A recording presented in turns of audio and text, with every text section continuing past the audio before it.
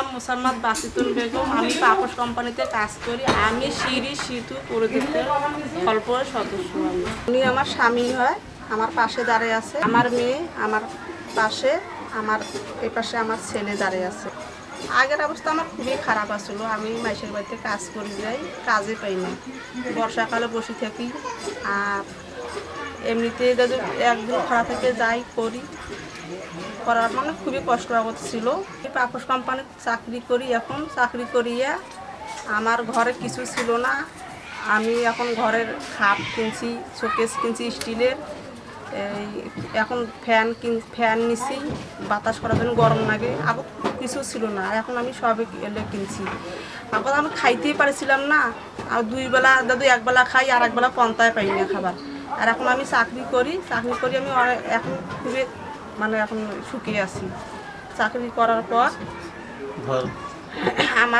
আমার স্বামীকে আমি রিক্সা নিয়ে দিছি। আমার পরিবারের মানে আমার স্বামীর সংসার চলায়। আর আমার টাকাটা আমি ব্যাংকে জমা রাখি। গরু নিছি, গরু নিছি নিয়ে টিয়ে ব্যাংকে টাকা তুলছি, ঘর করছি, ঘর বাড়ি করছি। মানে আমার সংসারের জিনিস আমি করছি। আমি রাজনীতিতে চাকরি করি। মাসে 5,000, 6,000, 7,000 পর্যন্ত আমি মাসে মাসে ইনকামাই করি। ওই টাকাটা একবারে জমা থুইয়ে আমি করি আয় উন্নতি। মানে বিভিন্ন একটা বড় ধরনের কাজ আসলে আমি ওই কাজে আমি ওই টাকাটা হেল্প করি দিই। আমার এই ঘরটা তৈরি করতে আমার 50-60,000 টাকা খরচ হয়েছে। মাসে মাসে টাকাটা পাই, আমি জমা থুয়ে এই বাড়িঘর একটা করছি। সিঁড়ি পরিকল্প থেকে আমি এই সাহায্যটা না পাইলে, কাজটা না পাইলে আমি এই বাড়িঘর দৌড় করি পাইতাম না। আমি 3 বেলা খাইতেও পারতাম না। আগত আমার খুবই কষ্ট গেছিলো। আমি 2 বেলায় খাইতে পারি নাই। আর এখন আমি 3 বেলা খাইতে পারছি। আমার ব্যাংকে আমি টাকা থুছি, মানে এখন 50-60,000 টাকা আমি জমা রাখছি।